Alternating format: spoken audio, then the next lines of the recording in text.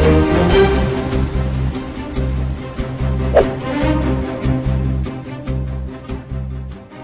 Commerce के जरिए निर्यात बढ़ाने के लिए बनाए जाएंगे हब प्रमुख कार्गो केंद्रों के पास होंगे स्थापित। सरकार ने मंगलवार को पीपीपी मोड में ई कॉमर्स माध्यम से निर्यात को बढ़ावा देने के लिए हब स्थापित करने का ऐलान किया। वित्त मंत्री निर्मला सीतारमण ने कहा कि ये हब एक ही छत के नीचे व्यापार और निर्यात संबंधी सेवाओं की सुविधा प्रदान करेंगे। उन्होंने कहा कि एमएसएमई, सूक्ष्म, लघु और मध्यम उद्यम और पारंपरिक कारीगरों को अपने उत्पादों को अंतर्राष्ट्रीय बाजारों में बेचने में सक्षम बनाने के लिए पीपीपी मोड में ई कॉमर्स निर्यात हब स्थापित किए जाएंगे। वाणिज्य और उद्योग मंत्री ने क्या कहा? वाणिज्य और उद्योग मंत्री पीयूष गोयल ने कहा कि इन हब में त्वरित सीमा शुल्क निकासी जैसी सुविधाएं होंगी और ये प्रमुख कार्गो केंद्रों के पास स्थित होंगे। शुरुआत में 10 से 15 हब स्थापित किए जाएंगे। अगर अच्छा प्रोत्साहन मिला तो बाद में इसका विस्तार किया जाएगा। वर्तमान में इस माध्यम के जरिए भारत का निर्यात लगभग $5 अरब है, जबकि चीन का निर्यात $300 अरब है। आने वाले वर्षों में इसे 50 से $100 अरब तक ले जाने की संभावना है। साल 2030 तक $2 ट्रिलियन तक पहुंचने का अनुमान। इन हब के माध्यम से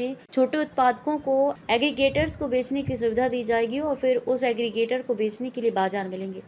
इस माध्यम से निर्यात किए जाने वाले उत्पादों में आभूषण, परिधान, हस्तशिल्प और ओडीओपी, एक जिला एक उत्पाद सामान शामिल है। पिछले साल सीमा पार ई कॉमर्स व्यापार लगभग $800 अरब का था और 2030 तक इसके $2 ट्रिलियन तक पहुंचने का अनुमान है। आर्थिक थिंक टैंक जीटीआरआई की एक रिपोर्ट में कहा गया है कि भारत का ई कॉमर्स निर्यात 2030 तक $350 अरब तक पहुंचने की क्षमता रखता है, लेकिन बैंकिंग मुद्दे विकास में बाधा डालते हैं